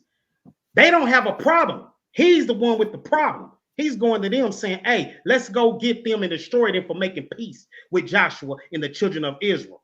They don't even know the clue what's going. They just going to size with the man. Let's go do it then. 5 kings. Keep that in mind, right? Go ahead. Therefore, the 5 kings of Amorites, the king of Jerusalem, the king of Hebron, the king of Jarmuth, the king of Lachish, the king of Eglon, gathered themselves together and went up. And they and all their host and encamped before Gibeon and made war against it. And the men of Gibeon sent unto Joshua to camp to Gilgal, Salakia, sent unto Joshua to the camp of Gilgal, saying, slack not thy hand from thy servants. Come up to us quickly and save us and help us. For all the kings of the Amorites that dwelled in the mountains are gathering together against us. So here's Gideon. He said, hey, yo, we need help. Come and save us, right? We need you to come and save us. All them, they done made war against us, man. See, they knew that the Most High's nation, they knew us, the children of Israel, your God is God. We're going to need you to come and save us from the nation that's bringing war against us right now. Go ahead, watch this. Right. So Joshua ascended from Gilgal, he and all the people of war with him, and all the mighty men of valor. And the Lord said unto Joshua, fear them not, for I have delivered them into thy hand. There shall no man of them stand before thee. He's the God of Israel. He already done told Joshua, I done delivered them. They ain't even know it, but watch this. Go ahead. Joshua therefore came unto them suddenly, and went up from Gilgal all night. And the Lord discomfited them before Israel, and slew them with a great slaughter at Gibeon, and chased them along the way that goeth up to Beth Horon, and smote them to Azekah, and unto Makkedah, You hear that about the Lord chasing them? It didn't say Joshua chased them. It said the Lord chased them, right? Let's get some more on it, man. Keep going, man, because we want to show you, man, how important it is to know who you are, Israel, in your God. Go ahead.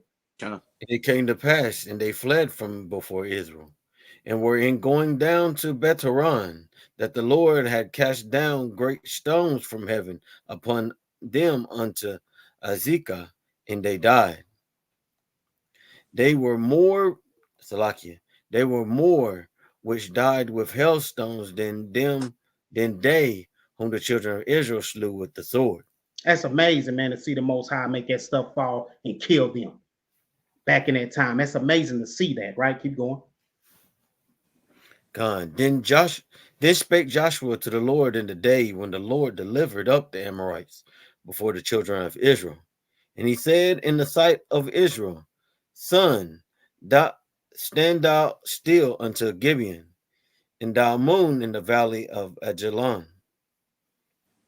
And the sun stood still, and the moon stayed, until the people had avenged themselves upon their enemies. Is it not written in the book of Jasher? So the sun stood still in the midst of heaven, and has not to go down about a whole day. When have ever you seen that again in history where the moon and the sun stand still? When Joshua prayed and the Lord made it stand still until they got all them devils, man. Till they got all of them. Right? Let's keep going. Let me show you something funny about this whole thing, man. And there was no day like it before it or after it. That the Lord hearkened unto the voice of a man, for the Lord fought for Israel. Go ahead. And Joshua returned, and all Israel with him, unto the camp of Gilgal. But these kings fled and hid themselves in a cave at Makkadah. So these five kings, they done fled now. They done left their army. They took off. They done found the cave. Now they peeping behind rocks with dust, hoping they don't be found. Hiding. And they supposed to be kings, right? Let's keep going. God. And it was told Joshua, saying, the 5 kings are found hid in a cave at Makkadah. And Joshua said, roll great stones upon the mouth of the cave, and set men by it for to keep them. So here's Joshua saying, roll them stones. We're going to keep them pent up in there for a minute, right? Since y'all ran up in there, we're going to keep you there just for a minute because I got a plan. I got to do what thus saith the Lord says, right? Roll that thing up. They can't go nowhere, right? Let's keep going. And stay ye not, but pursue after your enemies. Salakia, but pursue after your enemies, and smite the hindmost of them. Suffer them not to enter into their cities, for the Lord your God hath delivered them into your hand. And it came to pass when Joshua and the children of Israel had made an end of slaying them with a very great slaughter, till they were consumed, that the rest which remained of them entered into fenced cities. Now you done killed all the king's men, all of them dead and gone. Joshua was smart, man, very wisdom. The Lord blessed them with it. Let's get them trapped, because without their king, they don't know what to do. They don't know how to operate without them. We got them trapped. We're gonna wipe y'all off real quick. Go ahead. And all the people returned to the camp to Joshua at Makkadah in peace, nor moved his tongue against any of the children of Israel. Then said Joshua, open the mouth of the cave and bring out those 5 kings unto me out of the cave. So now we're going to deal with them. Open that thing up, man. Let's bring them out, because you got to get your judgment as well. Go ahead. And they did so, and brought forth those 5 kings unto him out of the cave. The king of Jerusalem, the king of Hebron, the king of Jarmuth, the king of Lachish, and the king of Eglon. And it came to pass, when they brought out those kings unto Joshua, that Joshua called for all the men of Israel, and said unto the captains of the men of war, which went with him, come near, put your feet upon the necks of these kings. And they came near, and put their feet upon the necks of them. How disrespectful is that? Come and put your foot on the neck of these boys, man. Y'all don't understand how mighty Israel is, man. Right. Here Joshua is telling, put your foot on these boys' neck. They kings. You kings, but why you got a foot on your neck? Because the real kings, you looking at them. That's right. Right? This is a beautiful thing. Go ahead, because I'm going to show you something with this too. Remember, 5 of them ran to a cave, right? And then he rolled the stone. Let's keep going, Jenny. Verse 25. And Joshua said unto them, fear not, nor be dismayed. Be strong and of good courage. For thus saith the Lord, do to all your enemies against whom ye fight. That's right. Khan, go ahead. And afterwards Joshua smote them and slew them and hanged them on 5 trees. And they were hanging upon the trees until the evening. Last one, 27. And it came to pass at the time of this going down of the sun that Joshua commanded, and they took them down off the trees and cast them into the caves wherein they have hid, and laid great stones in the cave's mouth, which remained until this very day. So that was like a rehearsal of what was coming, and they didn't even have a clue. They was already picked their death burial.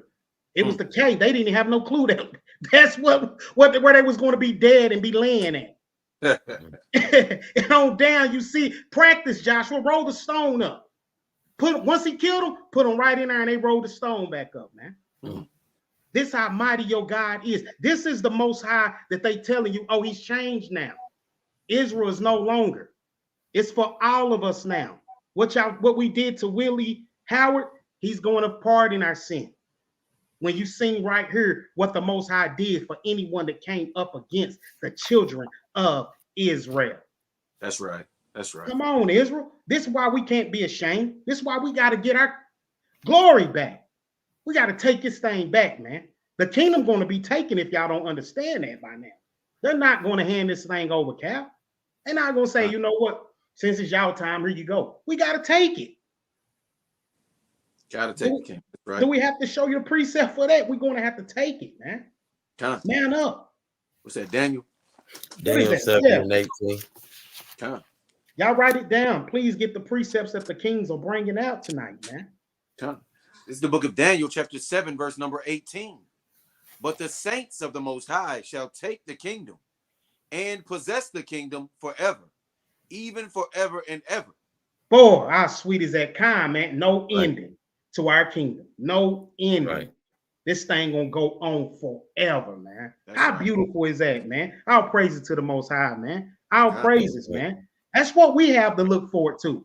We the saints, we patiently waiting on that thing, man. Saying, come on, man, because when the Lord come and he established that government and we there, boy, our kingdom gonna rule, boy. We're gonna be looking good, Israel. Come. I'm laying that plane right there, brothers. Go ahead. All praises to the Most High. We got a power like Yahweh. You know what I mean? That's right. That cares for his children. He chastised a little bit, but with great mercies, he gonna redeem us. That's right.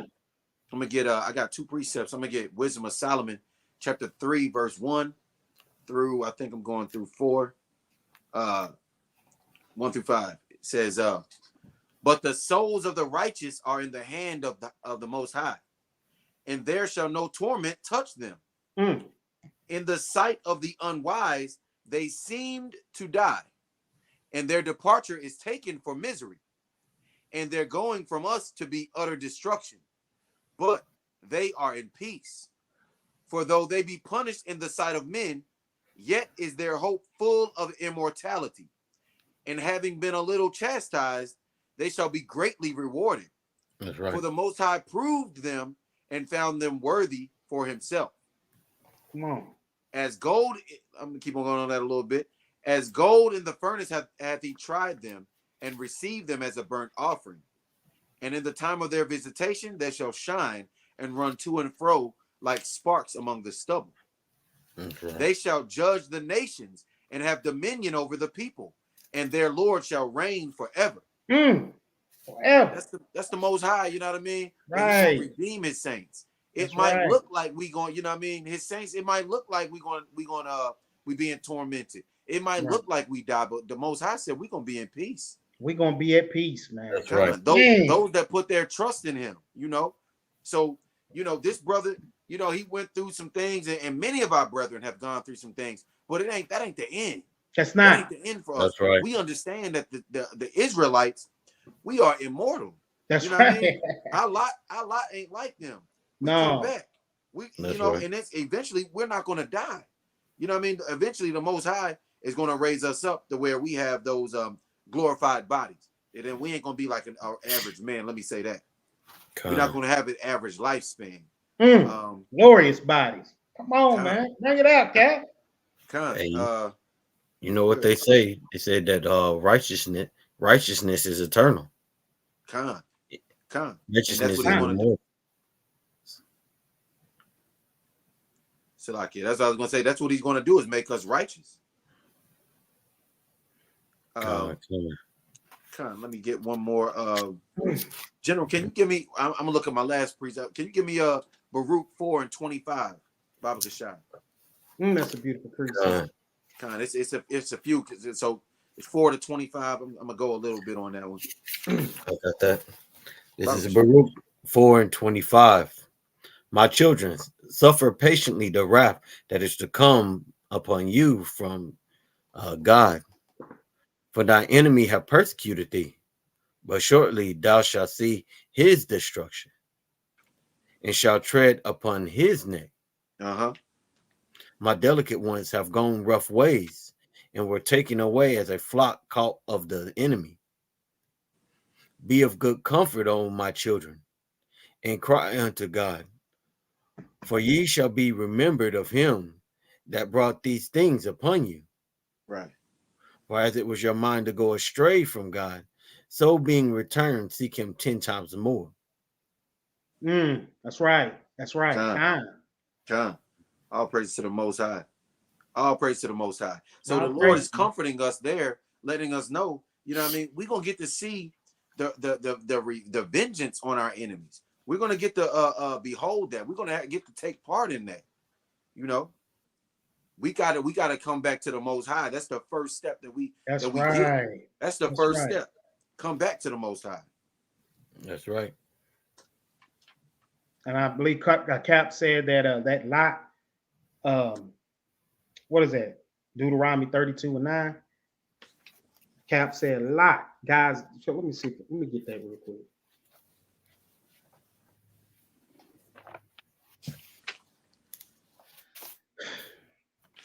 Yeah, I had Deuteronomy 32:9. For the Lord's portion is his people.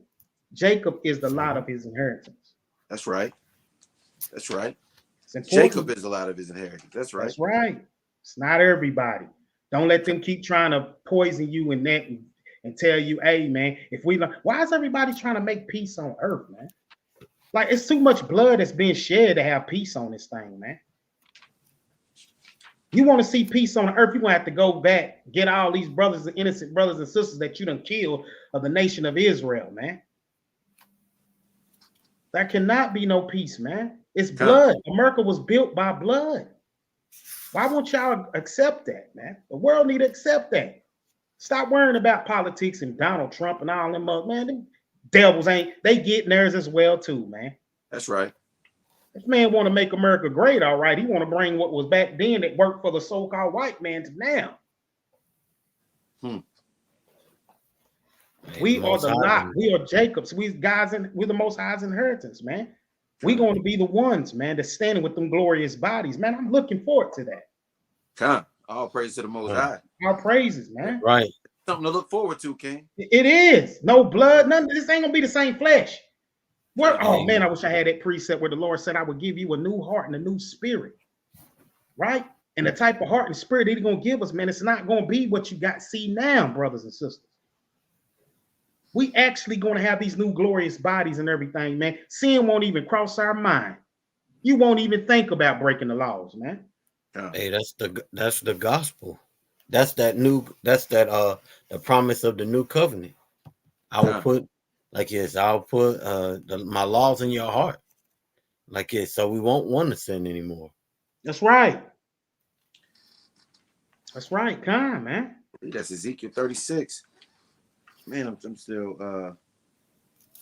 looking for all praise to the Most High that He's going to give us a that's what you call a change of heart for literally, you know what I mean? a change of heart, literally.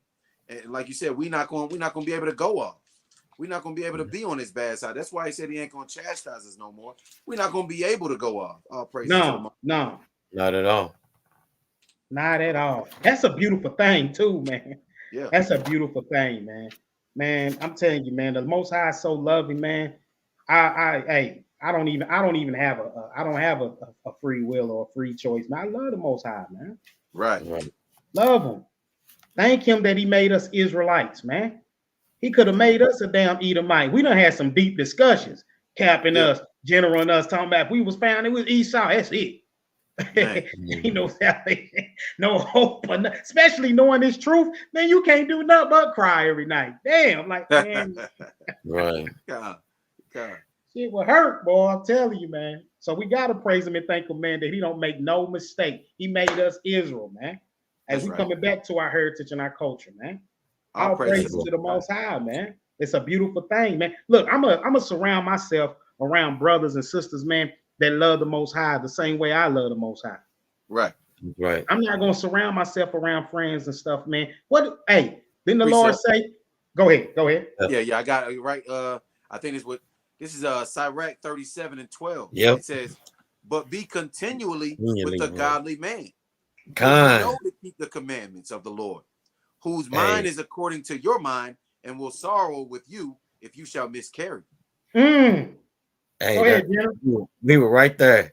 I was getting ready to put my fingers in it. I was like, let me grab that real quick. Hey, right. That's the spirit. That's spirit, man. I'll praise it. And I found that one preacher I was looking for also. That's Sirach 37:25. It says, "The days of the life of man may be numbered, but the days of Israel are innumerable." That's right. So, you know what I mean? We gonna live. The Most High said, hey, he got so much glorious stuff for us. You know what I mean? Hey, that's it. It reminds me of Isaiah 45:17. Oh yeah. That world without end. I'll read that just real quick. Go ahead. Okay. It's Isaiah 45:17. But Israel shall be saved in the Lord with an everlasting salvation. Ye shall not be ashamed nor confounded. World without end. That's innumerable days right there. Right. A world without end. My goodness. You know, my goodness. No end. It's never going to end. It's never, brothers. How beautiful that's going to be, man, to know it won't be like it is now at all. You know how glorious that's going to be, man? God, boy, I can only imagine, man. My Lord. Precept. Since we on that thing, let me get I'm gonna get Wisdom of Solomon chapter 5. It says, "Then shall the righteous man stand in great boldness before the face of such as have afflicted him, and made no account of his labors.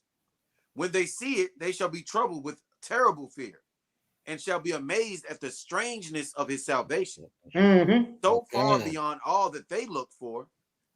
And they, repenting and groaning for anguish of spirit, shall say within themselves, This was he whom we had sometimes in derision, and a proverb of reproach.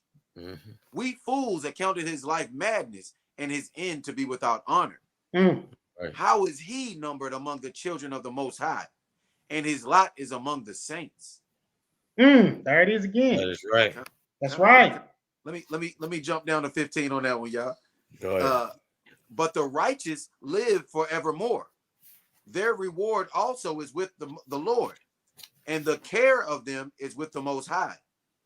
Therefore shall they receive a glorious kingdom and a beautiful crown from the Lord's hand. For with his right hand shall he cover them, and with his arm shall he protect them. That's right. Amen. That's right. Amen. And we got many glorious things in store for those that love the Lord, you know. Those that come back to his laws, statutes, and commandments, and the faith in Hamashiach wa Malak Yahweh Shai. Oh, praise God, man. That's what we in this thing for. That's right, man. And what we brought out tonight, man, on that lesson about that brother, hey, rest in power, King. Right? And for bless his heart. But also, since we throwing out there real quick, let's go. Let's show what's in the Lord's heart. It's vengeance, man. That's right. Vengeance is in the Lord's heart. They gonna say, Okay. no, he's love. Isaiah 63, we'll start at 1 and work our way down and read and show you vengeance is in his heart. See, the Christians, the Christians don't read this Bible, brother. No. They don't read it. That's right. Imagine telling somebody vengeance is in the Lord's heart. They're gonna say, what? You mean to tell me he's coming to kill? He's going, yeah, that's it. That's what it says. How do you get? Hey, they were very smart to say the Old Testament was done away. They clever, man. They cunning. That's good. Very cunning. I got that whenever you're ready. Go ahead, Jim. This is Isaiah 63 from the top. Who is this that cometh from Edom with his dyed garments from Basra? That is glorious in his apparel, traveling in the greatness of his strength. I that speak in righteousness, mighty to save. Ooh-wee. Therefore art thou red in thine apparel, in thy garments like him that treadeth in the wine fat. Blood all over that thing, Cap. All over. He dripping, ain't he? He got that drip. Got drip, yeah. All over. For real. God. Verse 3, I have trodden the winepress alone, and of the people there was none with me. For I will tread them in my anger, and trample them in my fury. And our blood shall be sprinkled upon my garments, and I will stain all my raiment. Wow. Did he say he gonna do that alone? He ain't gonna have the people wanting with him by himself. By himself. All himself. The bad man. That's bad man. That's right. Bashiaki, I was Shabrakataya. He don't need nobody. He said, "Well, nobody with me. I'm gonna put this blood on my garments, man." Oh man. Yeah. Let me get that last one on 4. I got a precept after that. Verse 4, for the day of vengeance is in my heart, and the year of my redeemed is come. He said, I have vengeance in my heart, and the redeemed has come to redeem Israel. That's the vengeance in his heart, man. There's no such thing as love, just love. Yeah, he has love. He has love for Israel. He loves his people. Yeah, they need to start saying that, right? But he has vengeance in his heart. What they did to that young brother, they're going to see on that day. The Most High ain't playing, man. He sent his son here with a sword, man. Get ready for it, man. Hey, we're going to wait. Because once he gather us up and tell us, give us the go and get, hey, I'm going to start galloping. Y'all know I'm going through cutting that. I'm galloping. Go ahead. I'm going to stop it right there. Go ahead. Yeah. Hey, got one. Hey, I got this precept because people think that they want the day of the Lord, but they think that they even got these songs in church. They talk about the day of the Lord. Oh, what a glorious day it'll be. But they don't even know what they say. Yeah, they don't even know what that even really means. Right. They don't know to what level they're even speaking on. This is Amos 5:18. It says, woe unto them that desire the day of the Lord. To what end is it for you? The day of the Lord is darkness and not light. As if a man did flee from a lion and a bear met him. Imagine that. You running from a bear. Look, you were running from the lion, and all of a sudden you run right into a bear. Man, it don't get no worse than that. You turn, and then the bear right there. You like, dang, I'm done. You stuck between a rock and a hard place, like they say. Keep on going on that. Right. Or continuing on verse 19, or went into a house and he leaned his hand on the wall and the serpent bit him. Just imagine. You thinking you get ready to relax and then a certain serpent bites you. you thought you were safe in your house and then you got attacked. So there was no peace. He running from a lion and then running to the bear, and then duck off into the crib. You know what I mean? He resting. You know what I mean? And then the damn serpent bite him. Man, right? That's terrible love. That's terrible love. That's right. Oh my God. Let me And that's just let me showing you finish can't this get out away from the after Lord. that. No, you cannot. That's right. No, you cannot. You can't get away from him. Yeah, Verse that judgment 20. gonna get you. It's like, Con. Verse 20. Shall not the day of the Lord be darkness and not light, even very dark and no brightness in it? Con. Dang. Just imagine people think that they want the day of the Lord. They think it's this great day. They're gonna float into the sky because they the other one's gonna get left behind. But what's gonna happen is that they're gonna get destroyed in that day. Like he said, you desire this day, but what is the end for you? That's Most deep. High ain't playing no games. Man. Most High is nothing to play. He ain't a video game. He ain't a movie. He ain't no entertainment and all this stuff, man. He not playing because they think the stars, their satellites, the light, none of that stuff is going to work and operate. It's going to be dark, man. It's going to be so dark, you ain't going to be able to see the person in front of you. You're going to hear them screams and whatever the hell that was at Miami. Hey, it might be like that on that day, man. You might be seeing folks. Can't see them, but you can hear the screams. Right? When you look up, you're going to see Hamashiach Yahushua coming in all his glory. Glorious apparel or garments he going to have on, man. It's on, buddy. It is on. Let me get I'm gonna get two precepts real quick just to land back off of that. Isaiah 66, because we're talking about the day of the Lord. It says 66:4. It says, I will also choose their delusions and will bring their fears upon them. Because when I called, none did answer. When I spake, they did not hear. But they did evil before mine eyes and chose that which I delight not. So the Most High, you know what I mean? He gonna have them apparitions and stuff like that. Those dreams that you having and all of that stuff. In that day, all that stuff gonna come alive. You're gonna be running from your worst fear, your worst nightmare. That's right. You know? He calls him the king of terrors.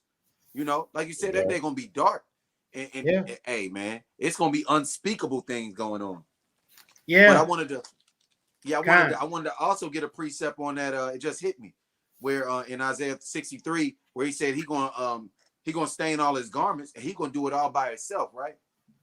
You know, when we go to 2 Kings chapter 19 and 35, I'm gonna read. This is when the Assyrians came against King Hezekiah, you know, and Hezekiah was a little bit shook, but he prayed to the Most High, and the Most High he delivered him. This is verse 35. It says, and it came to pass that night that the angel of the Lord went out and smote in the camp of the Assyrians 185,000. And when they arose early in the morning, behold, they were all dead corpses. So Sennacherib, king of Assyria, departed and went and returned and dwelt in Nineveh. And it came to pass, as he was worshiping the house of Nisroch, his god, that Adramelech and Sharezer, his sons, smote him with the sword, and they escaped into the land of Armenia. And Esarhaddon, his son, reigned in his stead. My point in going there is the angel of the Lord, one angel, killed 185,000 of the Assyrians, right? And we know that's the Yahushua. He gonna do the same thing in that day. You know what I mean? When he's coming with Edom. 185,000 by itself. It just said the angel, not angels, not plural. It was singular. Right. One angel, 185 people slain. And these were mighty men of war. You know, the most Yahushua, the Most High, man, they ain't playing. They coming through with they coming through with that. They real Bible. What you want, you know? Yeah. You stepped on you did the wrong thing. You know what I mean? You know when you messed up now. Shouldn't have touched his jewels, man. Annihilating whole armies. Yeah, that's right. The apple of his eye, and you touched it. You don't understand that, man. It's funny to me that the dad got mad, angry off the kid. I'm gonna revert back to that real quick. Yeah. Writing a letter, he was furious. Yeah. Can you imagine how the Most High gonna do by you actually physically touching the apple of his eye and telling him when he said you afflict them, you afflict me. Right. Hey, I don't know how to tell. If I was Esau, man, I pick a plot and start digging, man. I'm Shit. already trying to find me a burial spot, man.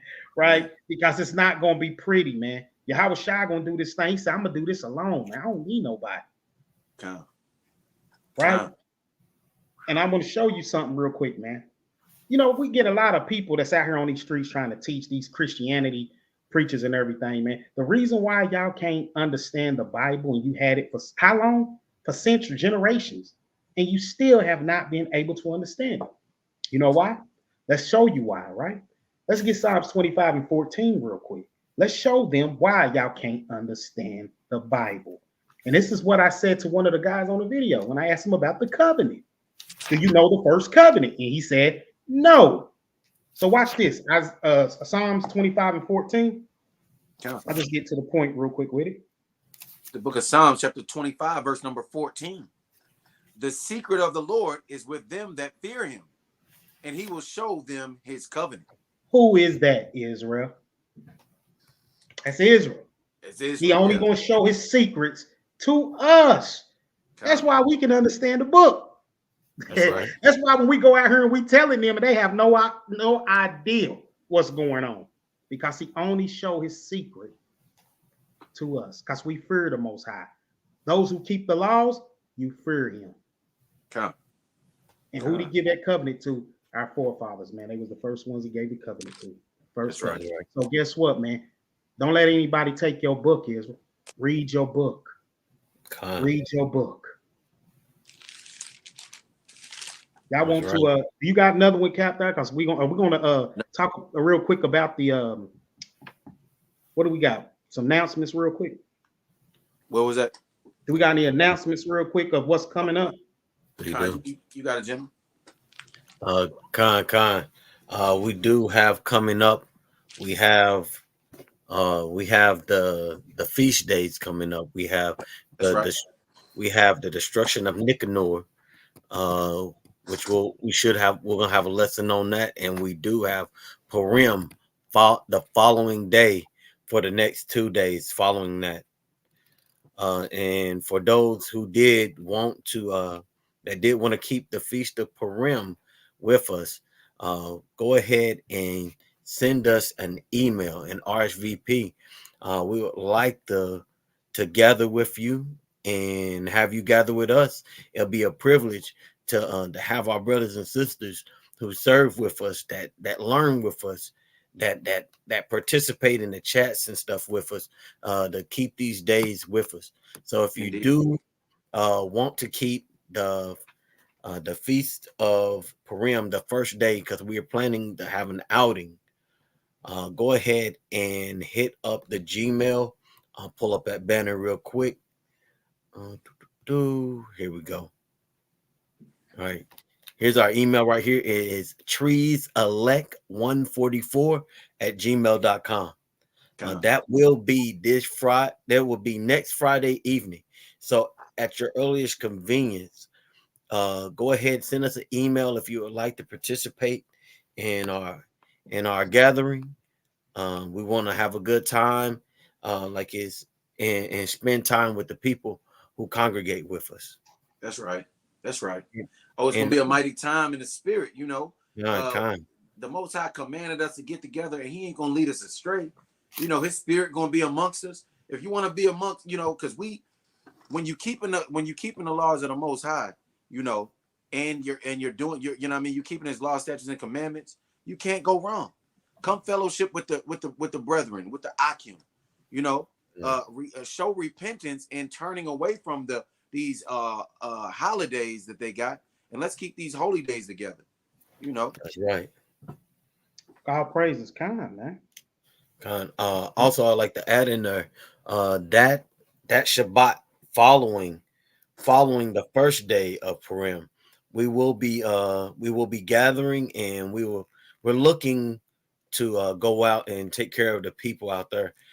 So if you would like to put your brick in, or if you like to donate some clothes, blankets, shoes, whatever it is you have, you want to help out with, also hit up our email so that we can get in contact with you, so that we can take care of our brethren out there. And if the Most High put it on your heart and on your spirit, go ahead and you can hit up our Cash App. It is scrolling down at the bottom, and anything will help. $1 will help, $5 help, whatever you have. Just like that lady, the lady that gave, she only had what, 2 pennies? She Two only mics. had Yeah. 2 mites. She only had 2 mites. She gave that, and that was all she had to give. And the Most High, he smiled upon that more than the people who had a lot and then gave a little, you know. Con.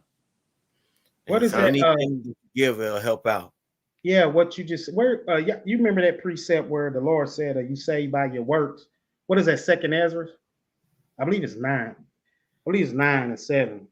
I think because that's exactly what brothers are doing. They're working, man. They putting this work in and everything. We got to do it, man. Right? About Con. And alms. also, you know, even if you don't have nothing to give, if you want to just serve, you know what I mean? That's something. That's putting it. Come and serve. That's You know, right. we can serve people food, help out. You know what I mean? Set up, do this and that. You know. I've got Tobit 4:10. Go ahead. It Go says, ahead. because that alms do deliver from death and suffer not to come into darkness. That's right. See that? So That's That's right. like your alms, your good deeds, they'll keep you in the good graces of the Most High, like it's, and they'll keep you out of that darkness, walking that path Right. of darkness, Right. a void of light. That's Con. right. Even if you ain't got nothing to give, like Cap said, get out there and just come and join, man, and be like, hey, showing up. Might got $5 here, 2 here. Every little bit helps, man. Go ahead, Cap. Yeah. That's right. This is Second Ezra 9 and 7. And everyone that shall be saved and shall be able to escape by his works and by faith, whereby you have believed. All praises, man. Beautiful precept to go along with what we talking about, man. Yeah. Beautiful, So beautiful. that's why we got to reach out. We got to join. We got to do. Hey, we can't just read the Bible, man. We got to live it. That's right. We got to live it. I Do mean, you know good? there's no way to. Hey, Christians do that all the time. Christianity and all. Just read. They don't do nothing the Bible say. Do they just read it? That's They it. say I walk by faith, but you ain't keeping no laws. None To at prove your all, man. faith. Like it says, show me your faith without works, and I'll show you my faith by my works. That's right. Come. And y'all got anything else, Jim? Yeah. No, that's gonna be a mighty time. You know, we got the bowling going on. Most High willing, that like General said, next Friday evening. The that's the first night of Purim, and Correct. then matter of fact, Nicanor is the day before, right? Correct. Nicanor is that Thursday. Okay, so we'll do a class on that one, Most High willing, soon on Nicanor. And but we're gonna keep Purim, Most High willing. Also next week, next Friday, the bowling. Then we the following day that Shabbat, we're gonna have a camp, and we're gonna be giving out food and clothing and things like that to the needy. So and it's gonna be a mighty time. And what we're doing is we're building up, you know what I mean, gifts and things in heaven. You know, so that's what we're doing. We're covering our sins like we just read. So we can't even stress that enough. These are opportunities to give back and to show your faith by your works, like we just That's right. You know, all praise to the Most High for the opportunity to fellowship. Love these brothers. I love the viewers. You know what I mean? All praise to everybody that came on, that will see this video in the future. You know, all praise to the Most High for you, and all praise, you know, all praises, these man. Commandments. Let everybody know. Get ready for that Passover, man. Oh yeah, It's coming. That's coming. That's coming. Let's see something. Let me see if I can, just as a reminder. Let me see if I can bring up. I should still have that up for the feast days, so that the people can have an eye on it. And even if you can't see it here, you can go to our community page. We have it there on the community page for you to view, because we want to make sure you're keeping these feast days and that you're gathering with your people, because that's important not only to us as a community, but it's also seen as glorious in the eyes of the Most High. Salakia, King, real quick before you do that, just like you were saying, this is in the law, the first 5 books, you know. So the Most High told us to keep Passover and to keep the high holy days. He ain't talking in vain. He don't say nothing in vain. So if he told us to do something, even though it might not have said thou shalt not, anything he told us is a statute and a commandment. You know, you have to do it. You're going to be charged if you don't do it. He's not saying if you feel like it or, you know, sometime. He say do this. That's right. You know, so you transgression if you don't. That's right. Hey, I got a precept with that. We have here, Exodus 23 and 14. 3 times thou keep a feast unto me in the year. Thou shalt keep the feast of unleavened bread. Right. Thou shalt eat no unleavened bread 7 days, as I commanded thee in the time appointed in the month of Abib. For in it thou camest out from Egypt, and none should appear before me empty. In the feast of the harvest and of the first fruits of thy labors, which thou hast sown in the field, in the feast of ingathering, which is at the end of the year, when thou have gathered in thy labors out of the field. 3 times in a year, all thy males shall appear before the Lord. So the Most High is saying that you as men, we have to gather. Passover isn't optional. It's a time that he commanded. I let my plane. All praises to the Most High, man. Thank the Most High, man, for this wonderful opportunity to come amongst the brothers and sisters, man, and to share this wisdom and knowledge. Man, this is our first episode, man, of Tuesday night time travel, man. What a beautiful time it is going to be as we go back and learn of our history and wake up our people by doing so. So let's give the Lord some praise for tonight, man, because it's beautiful tonight, man. All praise to the Most High, man. That is true. Brothers and brothers willing to sacrifice their bodies and stuff and come out here, man, and teach this to our people, man, and take back what was stolen from us, right? What a beautiful time. And every time we get on, we are definitely going to remind the people, our brothers and sisters, that hey, Passover coming on. Purim, we're going to keep you in tune. You just got to keep in tune, right? You got to accept it. Right? It's like what Cap said. This is a law, man. We can't be sitting on the couch, potatoes no more, man. Chilling, watching Days of Our Lives. The hell with all that. We got to do what the Most High told us to do, man. Right? So it's a beautiful lesson tonight, man. I hope that it was edifying. I hope that some of our viewers, whoever see this, man, get edified, man, and it just draws them closer to the Most High, man. That's right. And he operates on your heart and turns your heart and be humble. Because Knoxville, get ready for the trees of righteousness, man. We're going to burn you down with the truth of the Most High. Get ready. That's right. All praises to the Most High, man. All praise to the Most High. I got the closing verse whenever you're ready. Go ahead. You ready? We ready. God, this is Isaiah 61 and verse 3. To appoint unto them that mourn in Zion, to give unto them beauty for ashes, the oil of joy for mourning, the garment of praise for the spirit of heaviness, that they might be called trees of righteousness. That's right. The planting of the Lord, that he might be glorified. All praises to my ship. Hallelujah. Hallelujah. Hallelujah. Hallelujah. All praise to the Most High. First episode. We'll be right back at you Thursday night, Most High willing, with another episode of Thankful Thursdays. You know, we going in and we'll you know, just stay tuned for the you know, the preview of what we're gonna do. But we're looking forward to it, Israel. That's right. That's right. I'm Captain Jehu. I'm Chief Yamea. General Hezekiah.